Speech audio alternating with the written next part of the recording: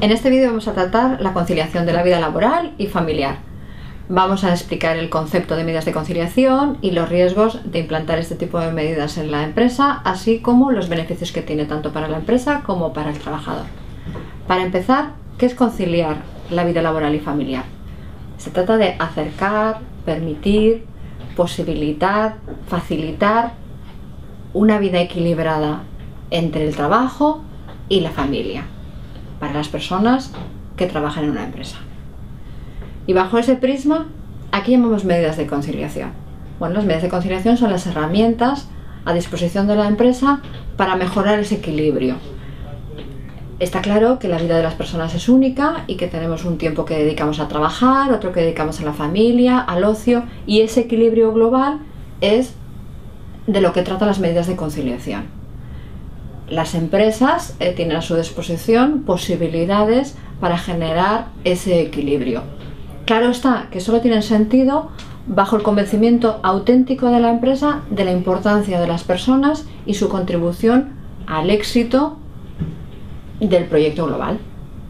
Algunos ejemplos que podemos tener de medidas de conciliación pueden ser la flexibilidad horaria, la disminución de las cargas laborales en un momento determinado por situaciones familiares, el uso de las instalaciones o equipos de la empresa para fines particulares.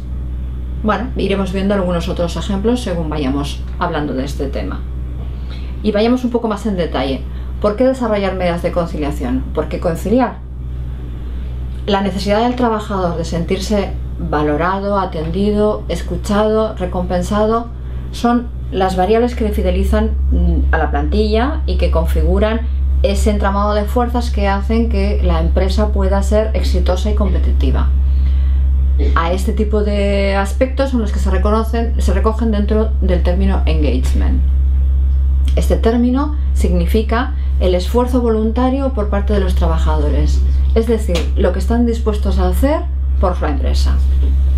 Un trabajador engaged es una persona que está totalmente implicada con su trabajo y entusiasmada con él. Cuando tiene una oportunidad, actúa de una forma que va más allá de lo que es obligatorio, más allá de lo que está establecido, y lo hace con entusiasmo, con energía, con dedicación y con un alto nivel de concentración.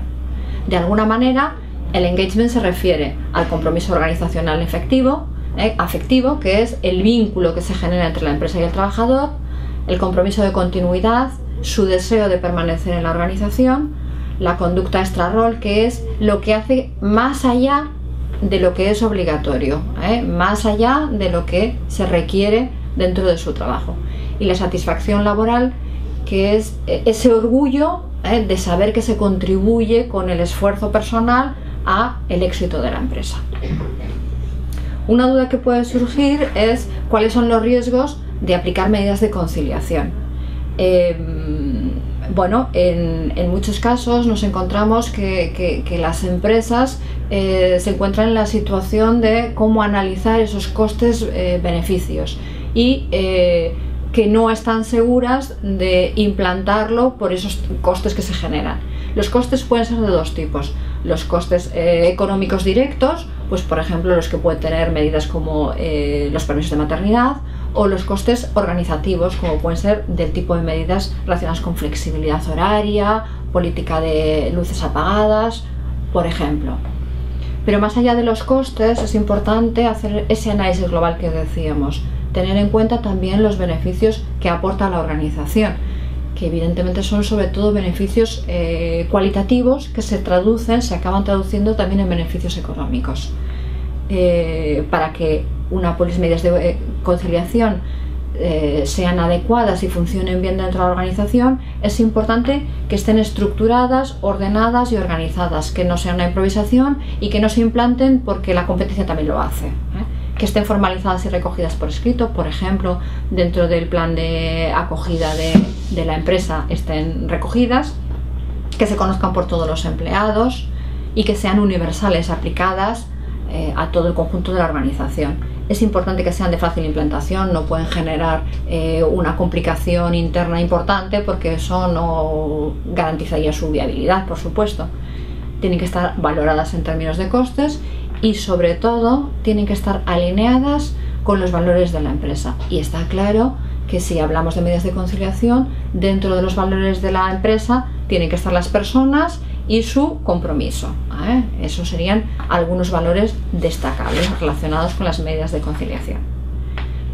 Si hablamos ahora de los beneficios que las medidas de conciliación reportan a las empresas, bueno, pues de alguna manera una tendencia actual cada vez más es la felicidad, buscar que los empleados dentro de la compañía sean felices. Esa felicidad repercutirá en un mejor ambiente laboral, repercutirá en un fomento de la creatividad y repercutirá en un éxito mayor de la empresa. Para ello, ¿qué es importante? Bueno, pues es importante la autorrealización y el crecimiento personal. Independientemente de que los puestos de trabajo se diseñan cada vez más teniendo en cuenta la persona en global y por tanto su desarrollo a todos los niveles, no solo ejecutar un trabajo, sino también un desarrollo emocional de la persona, no siempre esto es posible.